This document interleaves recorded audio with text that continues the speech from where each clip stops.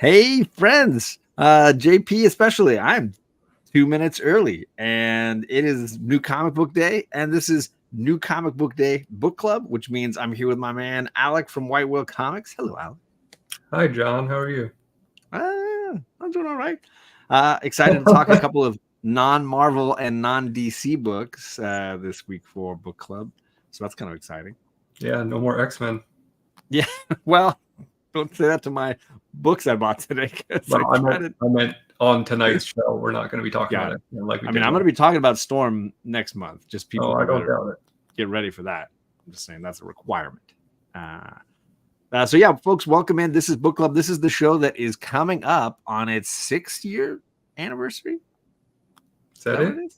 6 or 7. I got to double check. Maybe 7. Yeah. We've been doing this show a long time. There's plenty of older shenanigans if you ever want to scroll back through either of our live stream lists. It's really hit or miss. And some of the misses are the biggest hits that you'll have. Well, I meant with us. Right. Well, yes. So I just I'm excited because I think we're somewhere in the next couple of weeks it's this month, I believe. October is our maniversary. Maybe it's only 6. I don't know. Time is a flat circle and has ceased to have any meetings since the pandemic. So I don't know. This is fair. But this is the show where we look at books that are on your shelves at your local comic shops. Specifically, we're doing now monthly look backs. This is the look back at September. We have got 2 indie books, issue number 1s that dropped. We try to do mainly issue number 1s, give you an idea of what's on the shelves and what we think about it. We had some disastrous discussions around X-Men last time around. And now we've got some indies for you. So we'll be talking some of those comics tonight. Usually disastrous. Like historically, I think if you looked at a pie graph, it would be pretty much Pac-Man. There's that little sliver of image books in the other side. Every once in a while. What's up, Las Cruces tailgating in here? And same with Rob Boswell. What is going on, Rob? Good to see you, sir. And Christina, my newest moderator, already has Alec's link dropped in the chat. She's on fire. And as a reminder, next month we'll be on Alec's channel doing the same thing, and I'll be talking about all these copies of Storm that I bought. See, I can't even lift them all. I bought all the Storms. I got all the Storms. Lots of Storms. I would honestly, like, if you had told me, I only got 1 cover, I would be concerned you had been replaced by a pod. AI John. Yeah. We got Jackson Roy Kirk in the chat. What's going on, sir? We got Monty, Mr. White Gloves himself, Splash Page Comics. Hello, sir. He's a big Lasso Big Dazzler fan, and I read Dazzler, so maybe I'll throw out a comment or 2 at the end on some of that. Appreciate you, sir. Yes, Comics Curing Cancer is coming this weekend. The link tree is right here. That lists all the live streams. You can quickly jump from one to the next.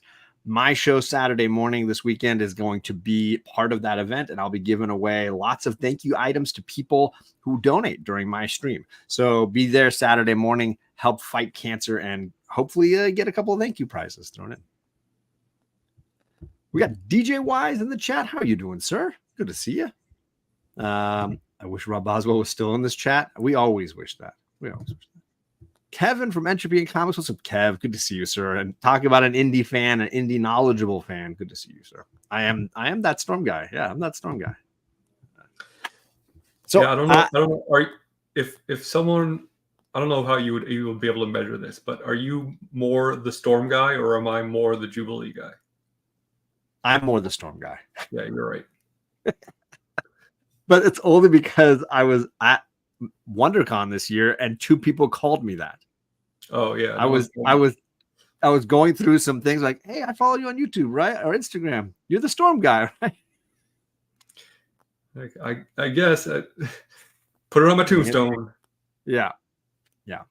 I do exude jubilation. It just comes right out. Oh, is Christina in here? Where did I miss? Oh, I already. How do I on my screen? Of course I saw Christina. Ms. Payne. So yeah, I want to start us off with the where's it? I gotta get my branding going here, the banners. I want to start us off with a book called Minor Arcana, if you don't mind tonight. Yeah, I mean, hey, you're running the show. Yeah. What am I going to say? No, I want to talk about the one other book. The other book. No. Minor Arcana is Jeff Lemire's new series, and issue number 1 came out, I think it was 2 weeks ago, maybe 3, and focuses on a young lady returning to her hometown because her mom is having health issues.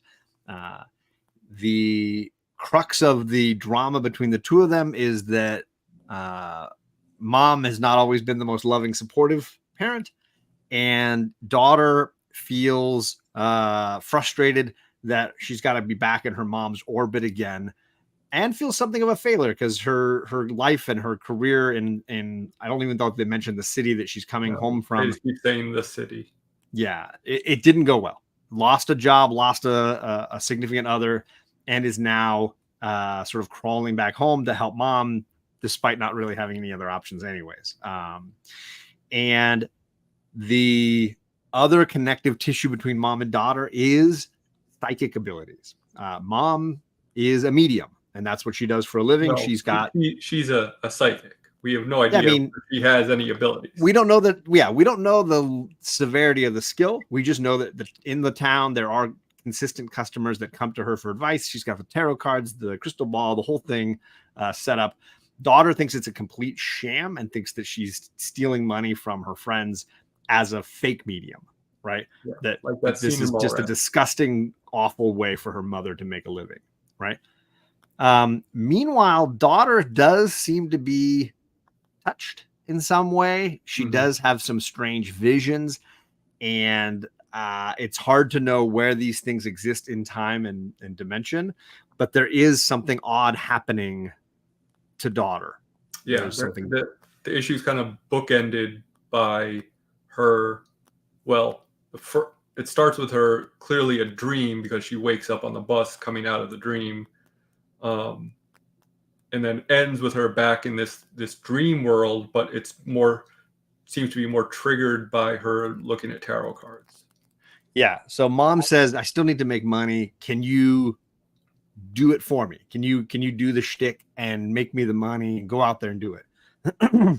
And of course the daughter's like, no way, I'm not going to do this. But a customer shows up, and in the heat of like trying to get this woman to leave them alone, she's like, okay, fine, I'll do this for me. But next time just call ahead and book mom.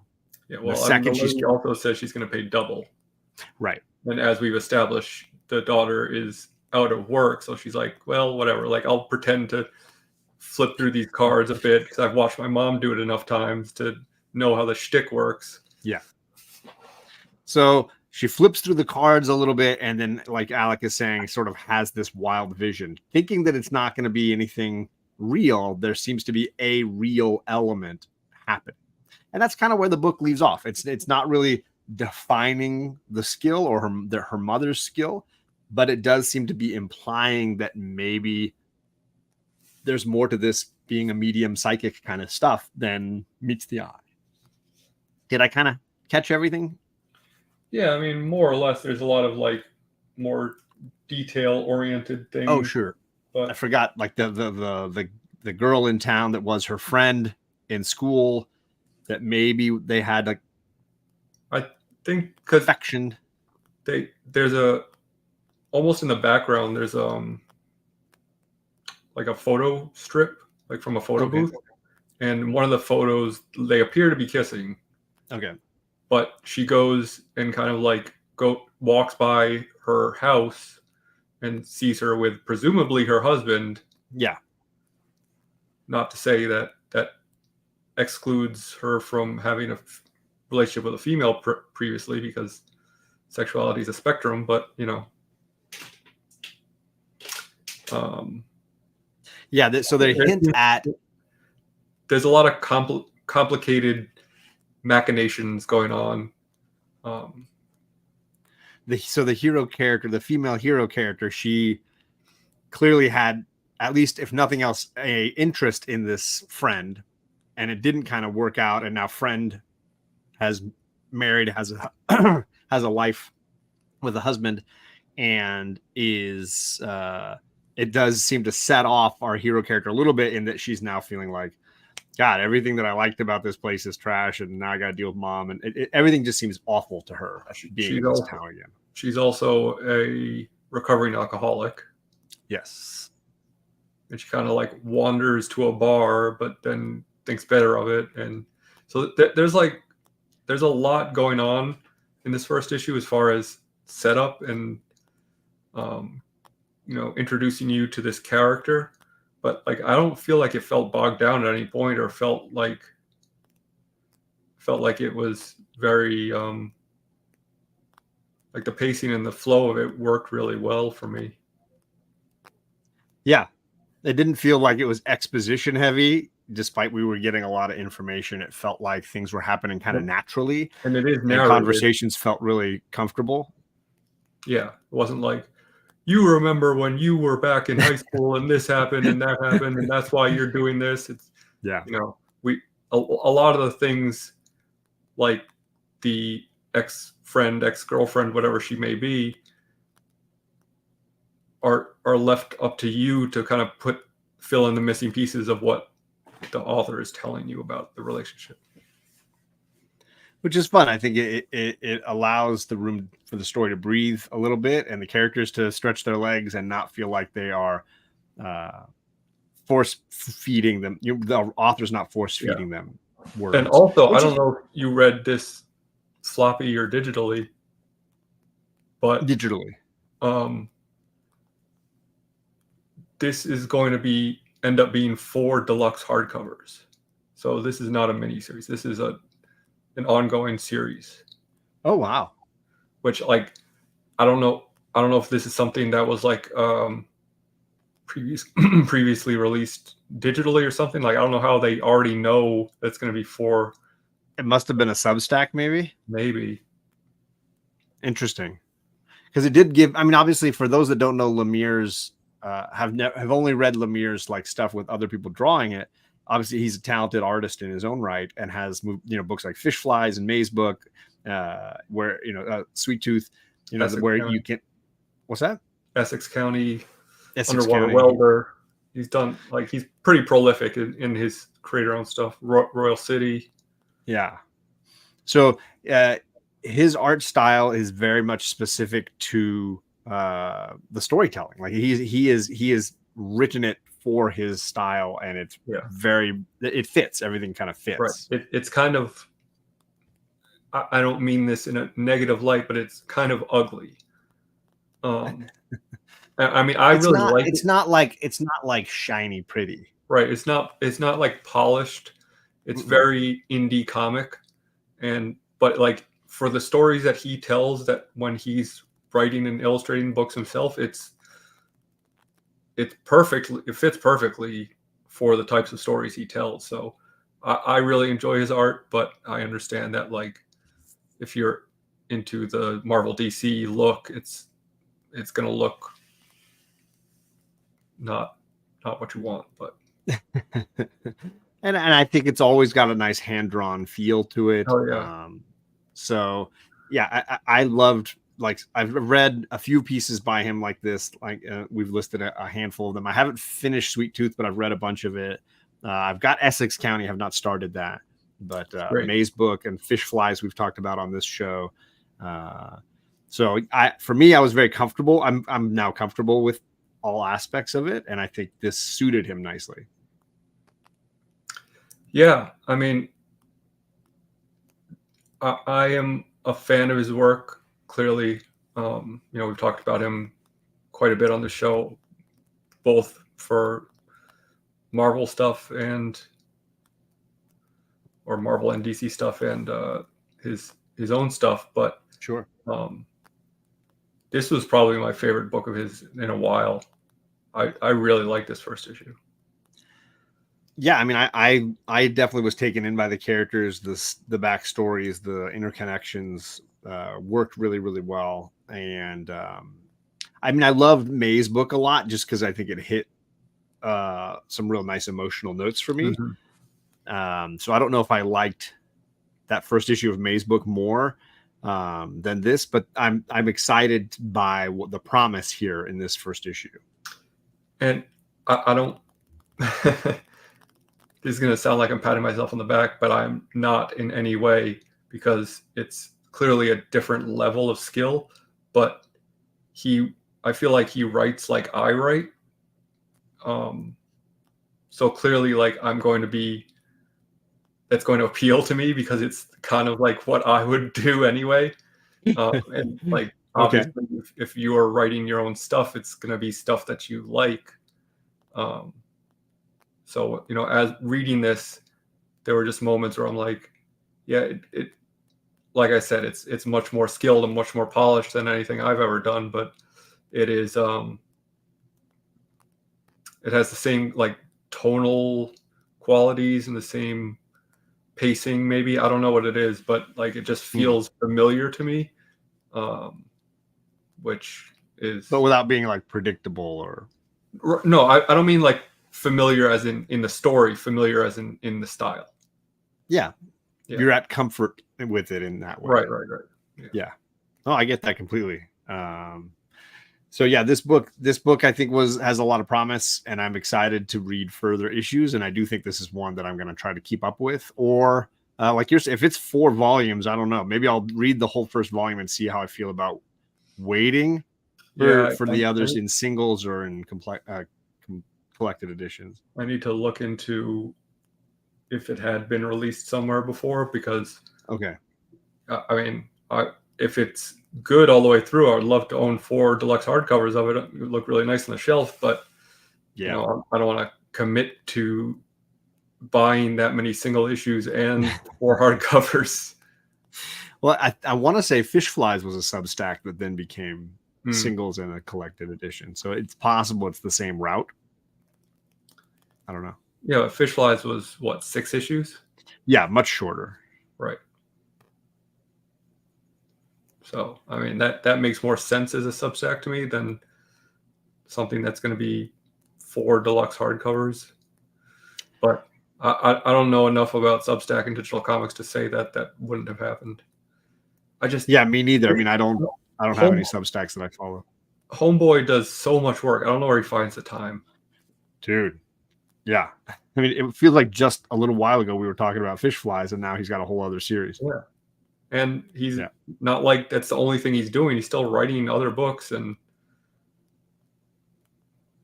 I want to say he's pulled back from all Marvel and DC to and he just finished a big Black Hammer, right? I don't know that he's got an announced next Black Hammer thing.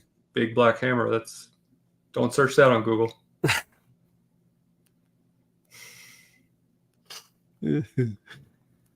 So yeah, I mean, as far as first issues go, this is just 8.5. I think somewhere in that range for me. 9 for me. Yeah. So worth checking out if you guys are Lemire fans at all, or like indie books. This might be something you'd really enjoy. It on the scale of 1 to Little Bird, it wasn't quite there, but it definitely was definitely in the 9 range for me. Nice. I am looking forward to the next issue for sure, which I feel like a rare thing to say on this show. You're not wrong. I didn't say hello to Kenneth. Hello, Kenneth Bird. I don't think I did. Kenneth? It's not hello again. Hello again. Welcome again. Okay, so good on Minor Arcana. Should we keep ourselves moving? We're going to move. This is going to be a shorter episode. Yeah, that's cool. The other book for tonight, if you notice the thumbnail, is The Moon is Following Us. This is the new Daniel Warren Johnson book, and I'm going to have trouble explaining this one. I didn't understand this one as well. But I would love, I'd love it if you go for it. So yeah, it's by Daniel Warren Johnson and Riley Rossmo, who is credited as co-creator and artist, not co-writer. So Daniel Warren Johnson just wrote this and then did some art as well in it. Basically, you are thrown in media res into this fantasy world of these like basically a Dungeons and Dragons party, right? Like the two main characters and their sidekicks, and they are trying to rescue somebody who you find out is their daughter, unsurprisingly, based on how they're talking about her.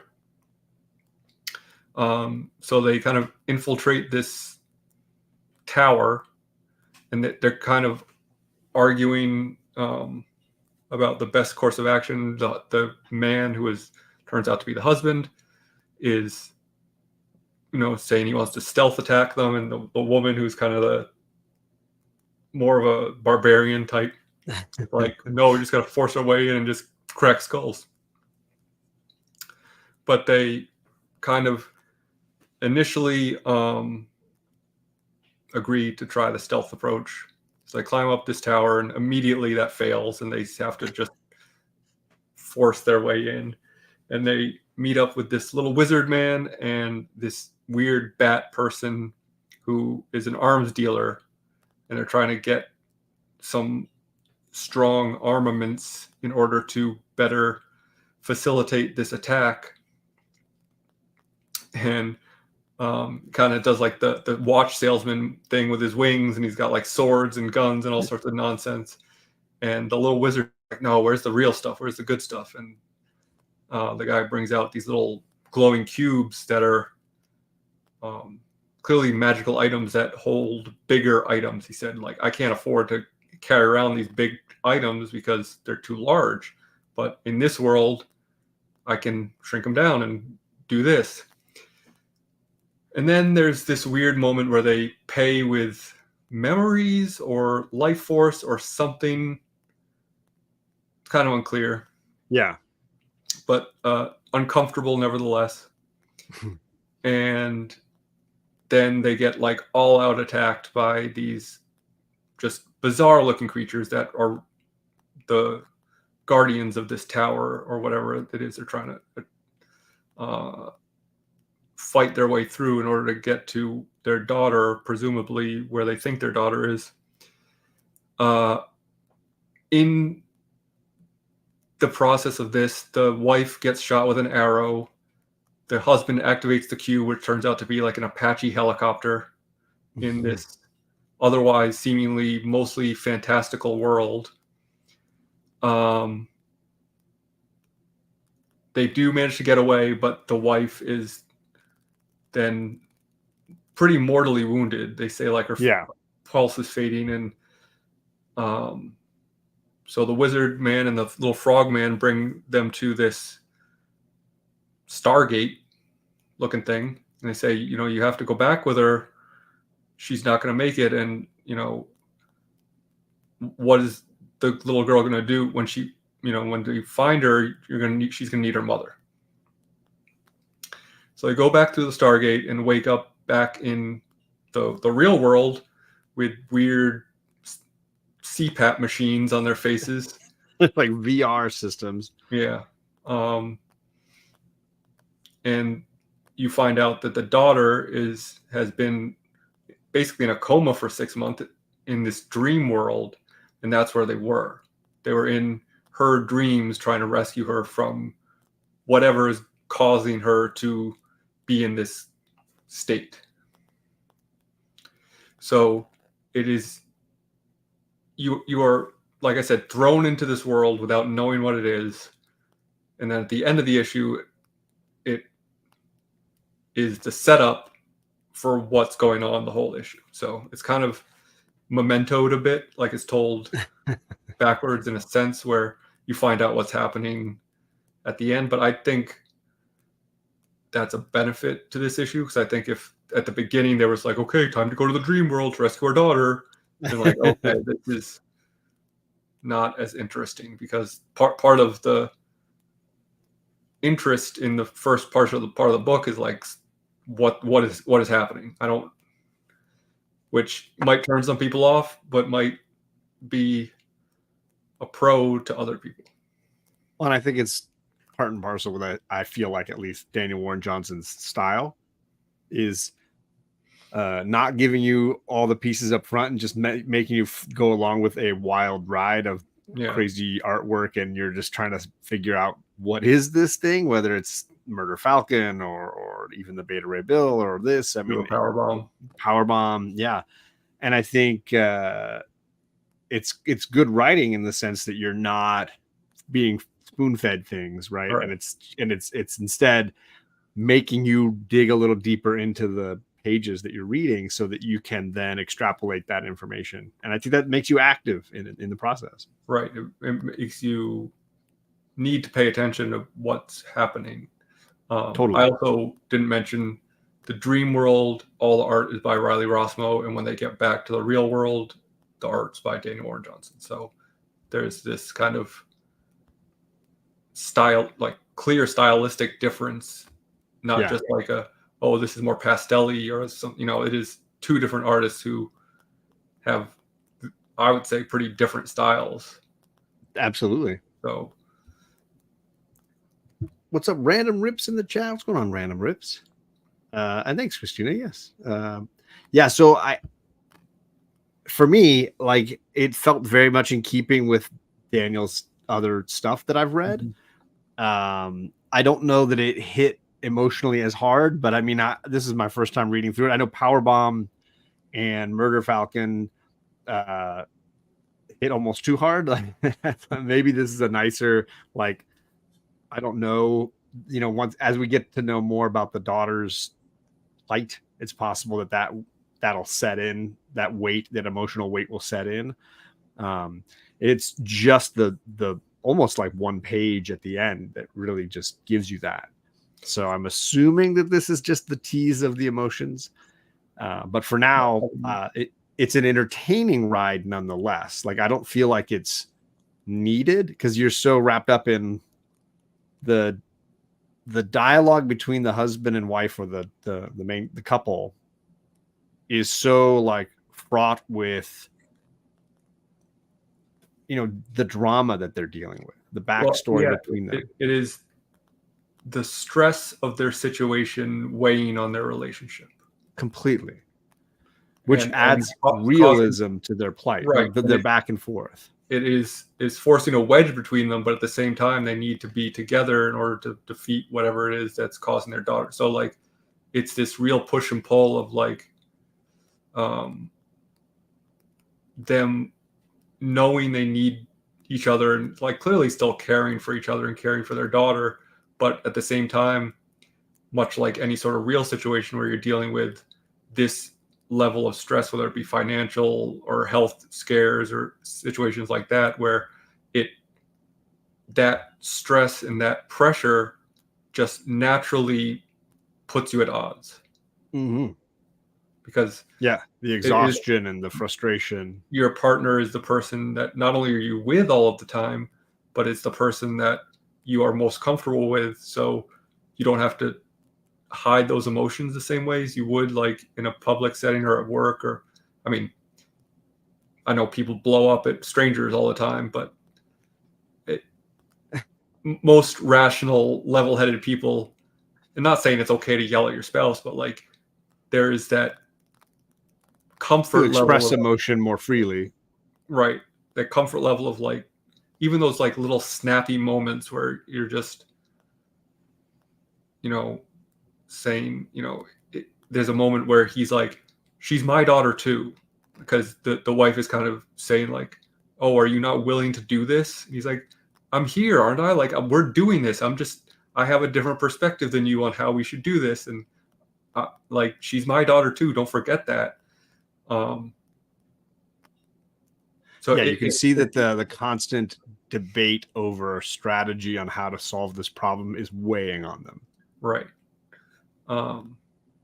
But strangely, I found that like when they woke up, there was kind of this, like this tenderness in the real world that you didn't see in the dream world, where, he's like looking to make sure her wound isn't actually damaging her, or, and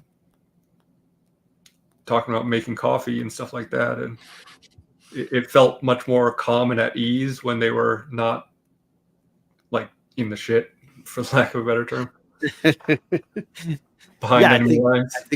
I think it grounded all the stuff before it, but I think the point I was trying to make is that I think the dialogue inside the virtual dungeon or whatever was surprisingly like tight. I felt like it wasn't frivolous in the sense that you were just like, oh, it's just, role playing Dungeons and Dragons stuff that doesn't really have any meaning. You could tell there was like significance to what they were saying. It wasn't like wasted, and then it also felt like it gave flavor to each of them so that they had distinct personalities in this problem they were trying to manage together. It gave them very interesting elements that made them very clear to me, the reader.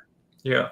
And much like the other book, you mentioned there's not a whole lot of over exposition of them, in the first few pages explaining the situation to you. Right. It would have completely ruined this. Yeah, absolutely. And yeah, totally. Yeah, totally. It also has like, I don't think it feels anything like it, but similarly to something like Die, where it is real world people in a fantasy setting, not necessarily playing fantasy characters. No. So there's not a lot of hath verily, so it doesn't feel like they are fantasy characters. It feels like they are real world characters in this fantasy setting, which they literally are. But yeah, it gives an interesting wrinkle to this D&D type adventure where they aren't the stereotypical fantasy type characters. They're just real people. And I think, maybe you don't agree or whatever, but it feels like in those two cases, Die and in this, part of that reason it doesn't feel so phony is because they don't want to be there. So there's no artifice, right? There's no like, I'm enjoying playing a I have to do this and I'm not going to put on any shenanigans here. Like I'm just going to be me and I'm going to do it to the best of my ability and deal with this situation that I wouldn't have chosen. I am forced into. Absolutely. Much like you guys playing D&D with me at this point. That's Tony's the only thing that we're forced to deal with. Yeah, sorry, it was a fun night without him, huh? Yeah.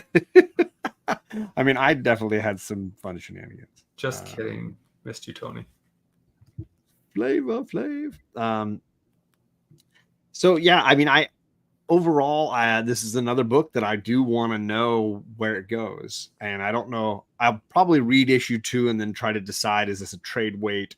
Yeah. But I do want to know what's going to happen here, and obviously, Daniel Warren Johnson, we all know, is a consistent choice. If you can read something by Daniel Warren Johnson, you're going to be pretty guaranteed to be at least entertained. Right. Yeah, I don't know if I've read anything by him so far that's I'm like, yeah, this is a miss. He's usually at least on the better side of things, if not like on the higher tiers of creators. Yeah. Yeah, I think almost all of his stuff too, since Extremity going forward. I've kind of gone out of my way to try to read everything, and even Extremity, which I would say is my least favorite, still incredibly original and very interesting, and definitely draws you in. So I've never been disappointed. Wonder Woman, Dead Earth, we didn't mention. That's another great one. And Transformers, I know you're a huge fan of. I like it, don't love it, but I know that like it's everywhere with people just absolutely. Oh yeah, people are going crazy for it. Honestly, like most of the book, I was like, okay, I'm enjoying this, but it's not really grabbing me until the end reveal, which like I figured it was something to the effect of them. Like, I don't know if she had been kidnapped into this world or what, but the hook at the end was like, okay, yeah, I'm kind of on board now. Yes, Ryan, I made that mistake. I apologize. yeah, so I don't know that I would rank this one as high as the Lemire Minor Arcana, but it's just, I mean, it's not far off. I would say this is like an 8 for me compared to the 8.5. Like, it's right there as far as books that I'm definitely curious to know more, and I will continue to read digitally or collected edition, depending on how excited I get about it. Yeah, and I'd be at an 8 with this one too, and which might sound not great, but considering on this show we're not scared of giving out 1s and 2s, it's pretty high praise. An 8 is for these, an 8 is great for these two tough critics. I mean, I don't know if you can't teach, and if you can't teach, criticize. That's been my whole life. Yeah. So that's two circles overlapping at that point, completely overlapping. Yeah, the Venn diagram is a 0. It's just a circle. That's all I got. That's all. Much like time. So yeah, there you go. Those are the two big indies for the month. As far as thank you to you, Alec, for recommending them, because I know I'm kind of like, I feel like I'm off the wagon when it comes to indies these days. It's nice to have a reminder that, like, oh, that writer that you really like, he's got another book. You should check it out. Yeah, 2 of them. I need that. Yeah, this you had a double whammy this month. Surprised you hadn't clocked either of them. I don't know why. I guess I don't follow a lot of creators, so when they share those screen grabs, I don't catch them. And there's so many indies out there. I should really just cruise image number 1s each month. I should be better about it, because it's always good stuff. When you go to the shop on Wednesday, or whenever you pick up your books, like, I think you see some of them on the shelf occasionally. I've been going so irregularly. Yeah, Poison Ivy. Fair, especially today. But I think it's because I go so I've got 4 books on my pull list at this point, so I go like twice a month at this point. I think is where I'm at. Nightwing, Birds of Prey, Storm, and Poison Ivy are pretty much it. And Storm wasn't even on until today. I'm probably forgetting actually something. Oh, Wonder Woman. Dang it, Ryan. I said it again. One more time and he's going to suddenly appear on the stream. Yeah, exactly. So, I'm not reading enough that I'm there on New Comic Book Day when they're all up there. A lot of times they're I've got to tell them in advance or I'm going to miss out on stuff. So I appreciate the heads up. So thank you for doing that. Anything else that you want to mention from September that you're like, oh, I did read this issue 1? No. Okay, Ryan. Not that there's not that there's anything that I read that's not worth talking about. I just haven't been reading as much lately. I did buy and read Dazzler, not just for Magic Lasso, but I saw a nice variant when I was at the shop the week it came out, and I was like, yeah, it's not a bad price. Let's go get that. It's fine. I don't know that I liked it a ton. This whole out of the ashes or whatever they're calling it hasn't been really connecting with me, and it might just be that how much I liked Krakoa and Era stuff for the most part, and this just feels like diet mutant stuff. Like, it doesn't have a lot of weight behind it for me.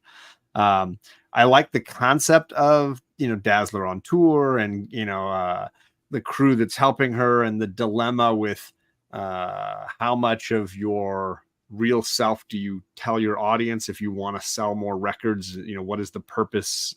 So there's stuff I think that there's bigger thoughts behind it, but it's just it felt like candy. What is it?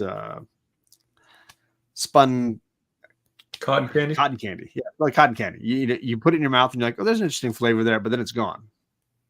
You're like, where? I don't know where it went. Obviously, there's some Taylor Swift comparisons are easy to make with the book. I liked seeing Jamie Madrox, the Multiple Man, as like a roadie, because he can carry like all the gear. Like he's like makes lots. He can like build the stage. He can do any of this. Yeah, that's what Jamie does. He's all that stuff.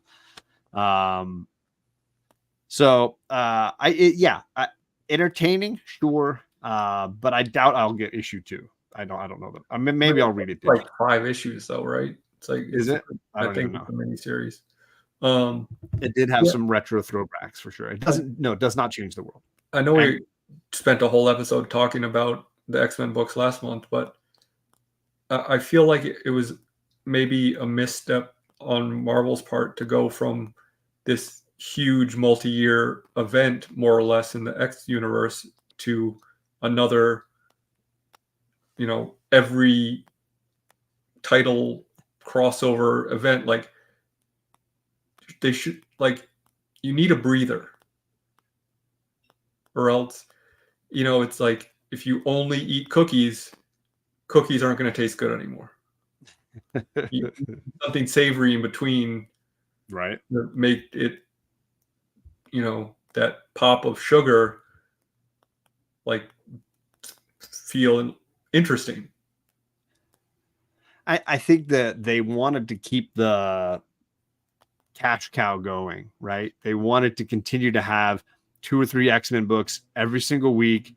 So they just, I think, threw people onto books, gave them the title, hey, give me an X-Factor book, give me an X-Force book, whatever. And I have a feeling it's not going to last very long, and then they're going to have their reboot. They just did not have anybody ready in the wings for the relaunch. So this is kind of like it feels like a stopgap to me. Right. Maybe that's just my perception. But I'm saying, like, a stopgap would have been fine if it didn't feel like another multiple title crossover event. Like, if it was just like, oh, here's Uncanny X-Men telling some stories about them fighting bad guys, and here's X-Men with them fighting some bad guys, and But none of it crosses over really. Like, everybody is separate, so it's almost even more disjointed.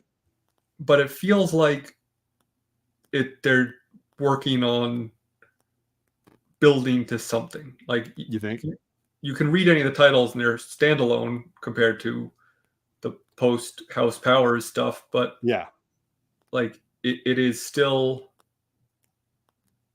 it's all the From the Ashes, whatever it's called. It's still like a banner title thing going on. I don't know. I was actually going to check. Does the Storm book have it does. God damn it. It says From the Ashes right there on top. Yeah. Curse you, Marvel. It's just, I feel like it, you say they're trying to keep the cash cow going. I feel like it's such a short-term thought process of like, oh, just put a bunch of titles out, people will buy it. But they won't if it's not good. I think that's how almost all American pop art is nowadays, whether it's movies, TV, books, comics. It's all very short-sighted. It's all very short-sighted, and I think there's not a lot of deep thought going into these things because it's just cash in, first and foremost. We've got to have a new Marvel show out next week. Got to have a new X-Men book every other week, a couple every week. I mean, so yeah, disappointing, but maybe somebody will rise. Maybe some cream will rise to the top. I don't know. Okay, Macho Man. Oh yeah. And like, I get it. Like, you want to put out X-Men titles to sell, but you knew as a company ahead of time. It wasn't like Hickman was like, oh, by the way, this month's my last month on the books. Good luck finding someone else. They canned him. Like, they knew. Yeah. They had time to set up creative teams. They had time. And, I don't want to yuck anyone's yum. Like, not that the people aren't working hard. They're not, like, talented people who are on the books. But like you said, a lot of it felt very thrown together. Yeah, totally. But not this Storm book, I'll tell you. This is going to be a huge key. Everyone needs to get all. Did you even read it yet? No. Come on. I just like pretty covers. I mean, that's factual. I mean, I have a short box of poison ivy variants, so I can't say anything to you about that. I mean, I got those two. Dang it. Well, awesome. Thanks everybody for coming by and hearing our shenanigans. Like I said, I will review Storm, and maybe Alec will too next month when we're over on Alec's channel at the start of November. Holy cow! I know it's almost 2025. How upsetting is that? Just concerning. And I really feel like we're on like an opposite schedule. Like I know I said this before, but we did the Little Bird sequel on your channel, and then X-Men on my channel, and then 2 indie books from Jeff Lemire and Dana Warren Johnson on your channel, and then next month we're going to do Storm on my channel. Yeah, that feels wrong. Well, I think we've also gotten out of sync too, because it used to be every other year one of us would host the best of things, but I think you've gotten them the last few years. I think we've been skipping somehow, and yeah, we're out of sync. You can have it this year. I'll do Storm and the end of year, so then you'll do. So I got to do back to back. You don't have to do anything. You don't have to do the show at all if that's how you feel about it, John. So maybe I'll do the November one, you'll do the December one, and I'll do the January. And then I'll get the best of again. I'm doing the January one, right? Isn't that what I said? Oh, no. Right. We're gonna do yeah. I'll do November, January. You'll do December. Okay, I'm fine with that. Now you got it. Now you're there. So yeah, then maybe I'll be back here, guys, on my channel in a month. Look, you're here for the behind the scenes planning. All 7 of you. We appreciate 6 of you. I'm not going to say who the 7th is. Yeah, there's definitely people that we appreciate more than others. Saturday is Comics Curing Cancer on my channel, but it starts Friday. There's going to be all kinds of things. If you missed, Chris the Comic Vet had the preview show on his channel tonight, where he went through and they talked about all the different programs you can catch, all the different prizes you could get in on winning by helping to donate towards fighting cancer. The American Cancer Society is this is an official event for them. They did $50,000 worth of donations last year. Amazing. So please find ways to plug in. Yeah, obviously not having money is no excuse, because you can share, right? You can create links and posts and get information out and help people like Jennifer from Comics Will Break Your Heart. And there are ways to be involved beyond just financially. And we appreciate anybody that can help out in any way. So I am Saturday morning at 9 my time, or noon, midday, for East Coasters like Alec. So if you're wanting to jump in on some of that, I'm going to have 9/8 slabs to give away, key comics to give away. Lots of goodies are going out to the world, and you can win them or earn them or what have you by donating to fight cancer during the 2 hours I'm on the air. So come and hang out, have some laughs. We'll do some shenanigans, and we'll just keep throwing giveaways out for the people who are donating. So that'll be awesome. And then Sunday night, White Whale Comics is not having D&D this week, right? We're skipping a week. So 2 weeks we'll be back on Alec's channel for D&D. So be subscribed over there for that. If you want to see comic community members trying not to kill Tony. Or get a total party kill that they keep feeling like they're on the verge of every week. Every time Big Will comes to a door. D&D. So no D&D this weekend, obviously, with lots of things going on, Comic Curing Cancer and life and stuff. We're taking the week off. So that's it for me. Anything else you want to mention? I don't think so. All right, cool.